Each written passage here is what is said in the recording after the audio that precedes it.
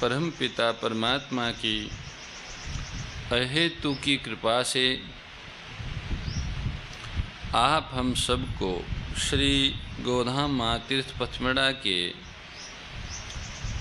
इस गो तीर्थ में श्रीमद् भगवद गीता के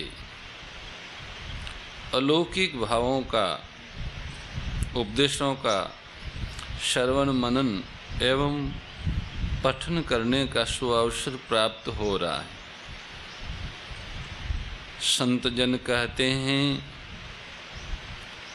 कि ये श्रीमद् भगवद गीता एक ऐसा अलौकिक एवं अनुपम ग्रंथ है जिनके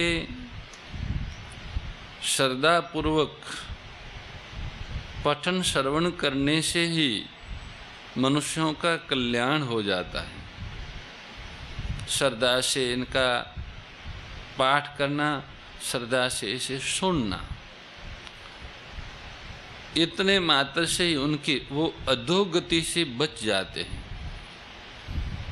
श्रद्धेय स्वामी राम सुखदास जी महाराज का यह अटल विश्वास था कि जो कोई मनुष्य गीता का पठन श्रवण करेगा उसकी कभी अधोगति नहीं होगी। उनको मिलने आने वाले सभी भाइयों और बहनों को वो गीता का पाठ करने के लिए निर्देशित करते थे। वे एक चलती फिरती गीता थे। स्वयं बाल्यकाल से ही गीता का खूब गहन अध्ययन किया और गीता के भावों के अनुसार जीवन जिया। भगवान के कहे अनुसार गीता का प्रचार प्रसार किया और वो भगवान के अत्यंत प्रिय हो गए। भगवान ने श्रीमद् भगवद गीता के 18वें अध्याय में कहा है कि जो मेरा भक्त इस गीता जी का मेरे भक्तों में प्रचार प्रसार करता है उससे अधिक कोई मुझे प्रिय नहीं है। गीता मनुष्य को मति देती है। ये प्रासादिक ग्रंथ है, स्वयं कृपा करता है। इसलिए हम सबको इसे श्रद्धापूर्वक श्रवण करना चाहिए। इनके भावों को जितना समझ में आवे इतना धारण करें, बाकी श्रद्धा से सुनें। हम लोग गत कई दिनों से गोधाम पचमढ़ा के इस पावन परिसर में गीता जी की अलौकिक और अद्वितीय व्याख्या सुन रहे हैं। ये एक ऐसा व्याख्यान है कि इसका कुछ अंश श्रवण करने से और समझने मात्र से थोड़ा सा अगर समझ में आ जाए तो भी मनुष्य का कल्याण हो जाता है। और अगर श्रद्धा से सब सुने तो सुनने से कर्ण छिद्रों के माध्यम से हृदय में ये ज्ञानामृत प्रवेश करता है और फिर हृदय की शुद्धि का कार्य प्रारंभ हो जाता है। हम लोगों ने कल 13वें अध्याय के 11वें श्लोक तक का व्याख्यान श्रवण किया। 13वें अध्याय के 11वें श्लोक में भगवान ने बताया कि ये जो 20 साधन बताए हैं ज्ञान के, क्षेत्र और क्षेत्रज्ञ के विभाग के, जीव और शरीर के विभाग के, चेतन और जड़ के विभाग का ज्ञान कराने में ये 20 साधन अत्यंत सक्षम है। इसलिए इन 20 साधनों को भगवान ने ज्ञान नाम से कहा है।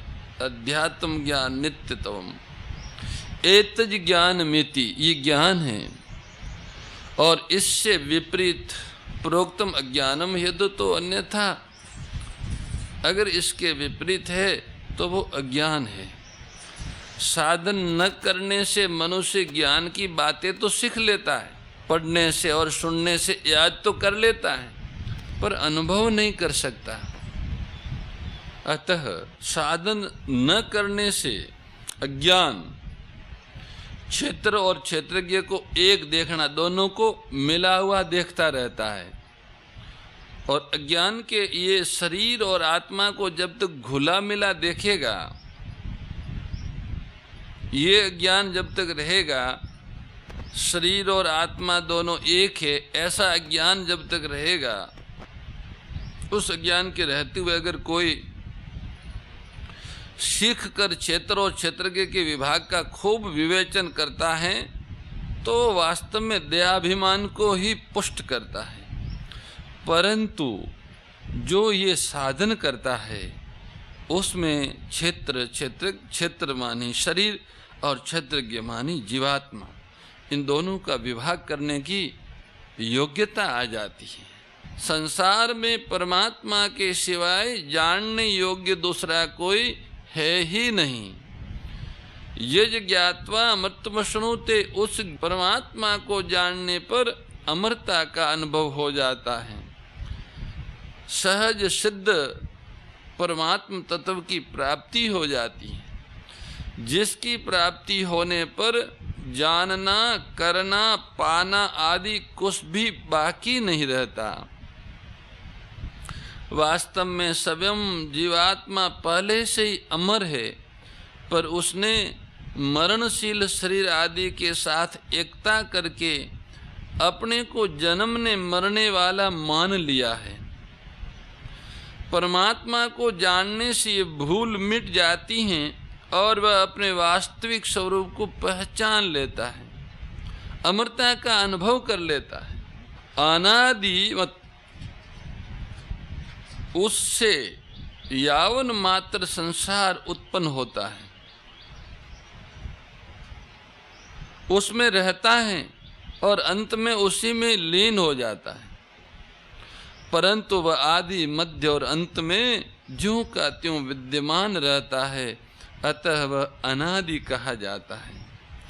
परम ब्रह्म, ब्रह्म प्रकृति को भी कहते हैं, वेद को भी कहते हैं, पर परम ब्रह्म तो एक परमात्मा ही है, जिससे बढ़कर दूसरा कोई व्यापक निर्विकार सदा रहने वाला तत्व नहीं है, वह परम ब्रह्म कहा जाता है। न सदा न सदोच्यते, उस परमात्मा को सत भी नहीं कह सकते और असत भी नहीं कह सकते हैं, कारण कि असत की भावना, सत के बिना उस परमात्मा में सत शब्द का प्रयोग नहीं होता, इसलिए उसको सत नहीं कह सकते। और उस परमात्म तत्व का कभी अभाव नहीं होता, इसलिए उसको असत भी नहीं कह सकते हैं। भाव यह है कि उस परमात्मा में सत्य और असत शब्दों की मानी वाणी की प्रवृत्ति होती ही नहीं, ऐसा वो कर्ण निरपेक्ष परमात्म तत्व हैं। जैसे पृथ्वी पर रात और दिन ये दो होते हैं, इनमें भी दिन के अभाव को रात और रात के अभाव को दिन कह देते हैं, परंतु सूर्य में रात और दिन ये दो भेद नहीं होते, कारण कि रात तो सूर्य में ही है ही नहीं और रात का अत्यंत अभाव होने से सूर्य में दिन भी नहीं कह सकते हैं, क्योंकि दिन शब्द का प्रयोग रात की अपेक्षा से किया जाता है। अंधेरा हो तभी प्रकाश कहा जाता है। यदि रात की सत्ता न रहे, अंधेरे की सत्ता न रहे, तो दिन या प्रकाश नहीं कह सकते हैं। ऐसे ही सत की अपेक्षा से असत शब्द का प्रयोग होता है और असत की अपेक्षा से सत शब्द का प्रयोग होता है। जहाँ परमात्मा को सत कहा जाता है वहाँ असत की अपेक्षा से ही कहा जाता है, परंतु जहाँ असत का अत्यंत अभाव है वहाँ परमात्मा को सत नहीं कह सकते हैं। और जो परमात्मा निरंतर सत्य है उसको असत नहीं कह सकते हैं। अतः परमात्मा में सत्य और असत इन दोनों शब्दों का प्रयोग नहीं होता। जैसे सूर्य दिन रात दोनों से विलक्षण केवल प्रकाश स्वरूप है, ऐसे ही वह ज्ञेय परमात्म तत्व सत असत दोनों से विलक्षण है। राम सच्चिदानंद दिनेशा नहिता मो निशा लवलेशा, सहज प्रकाश रूप भगवाना नहिता पुनि विज्ञान बिहाना। दूसरी बात, सत्य असत का निर्णय बुद्धि करती है, और ऐसा कहना भी वही होता है जहाँ वह मन वाणी और बुद्धि का विषय होता है। परंतु परमात्मा मन वाणी और बुद्धि से सर्वथा अतीत है, अतः उसकी सत असत संज्ञा नहीं हो सकती। परमात्म तत्व को वह तत्व जानने योग्य है, उसको जानना चाहिए, और वह जानने में शक्य है, जाना जा सकता है। वास्तव में वो तत्व जानने में आता ही नहीं, क्योंकि प्रकृति से अतीत होने के कारण वह प्रकृति की पकड़ में नहीं रहता, परंतु वो स्वयं आत्मा के द्वारा प्राप्त किया जा सकता है। उनको स्वीकार करना ही जानना है। परमात्मा के बारे में मानना ही जानना होता है। राग द्वेष विदारिणी कारिणी मोद सदा, ओ मैया कारिणी मोद सदा। भव भय हारिणी तारिणी, भव भय हारिणी तारिणी, परमानंद प्रदा। ओम जय भगवद्गीते। आसुर भाव विनाशिनी नाशिनी तमरजनी, ओ मैया नाशिनी तमरजनी। दैवी सद्गुणदायिनी, दैवी सद्गुणदायिनी, हरि रसिका सजनी। ओम जय भगवद्गीते।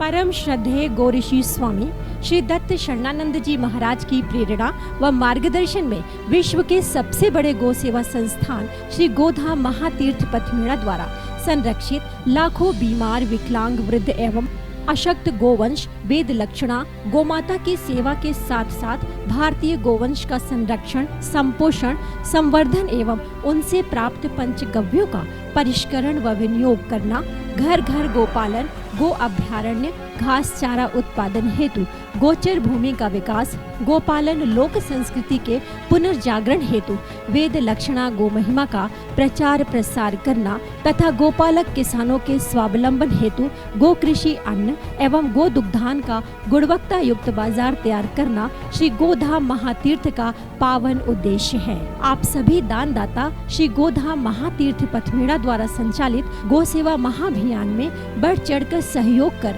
लाखों बीमार, विकलांग, वृद्ध एवं अशक्त गोवंश के गोग्रास सेवा हेतु श्री गोधाम महातीर्थ पथमेड़ा लोक पुण्यार्थ न्यास के बैंक ऑफ बड़ौदा खाता संख्या 084901000238827 IFSC कोड BARB 0 ASHRAM शाखा आश्रम रोड अहमदाबाद में गोग्रास सेवा निमित्त जमा कर सकते हैं।